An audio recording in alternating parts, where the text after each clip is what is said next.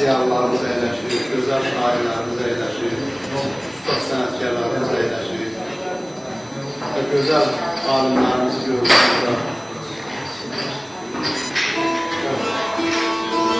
Allah hamımızı var eləsin. İbadullah almışsınız, burada görmək üçün var eləsin. Allah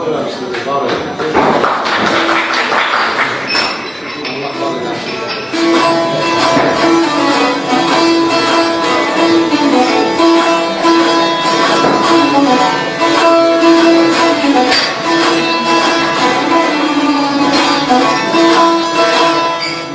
Və ustad sənətkarımız Öyrək Murad Əmruzdadır.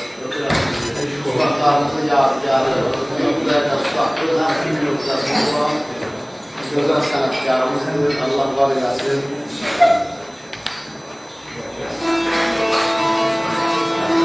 Mənim arımdan da sizi ürəkdən təbrik edirəm. Həm altın çizginizi təbrik edirəm. Həm o kitabımızın işığız görməsini təbrik edirəm. Qələmimiz həmişəlikdə olsun.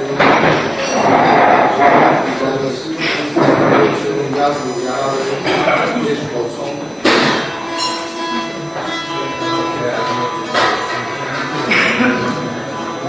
Zamanın malı, öpürəm sizi. Həmişə gözəl günlərdə görüşürəm, var olun. Mən əsas əsəkkarların adı çəkib, heç kim inciməsin.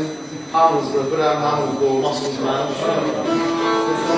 Gözəl ana bazılarımız əyləşib, burada hamınızda olmazsınız.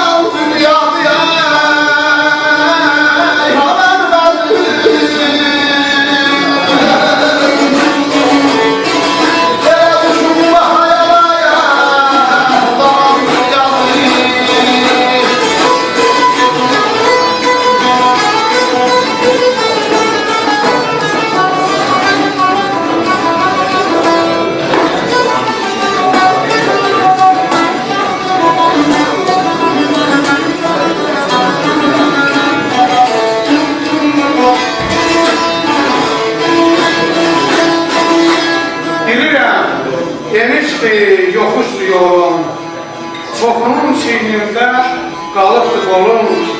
Nəvə nəfisədir, sağınla solum, varını, yoxunu olan dünyada.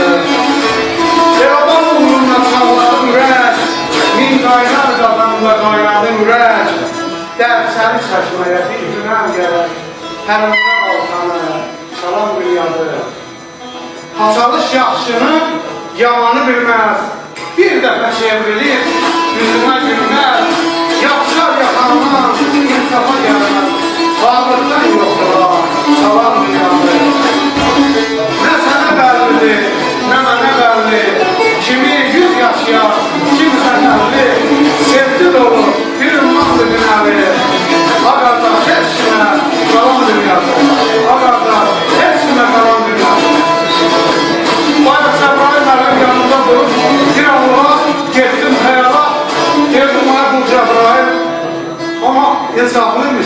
Allah səni var edəsin.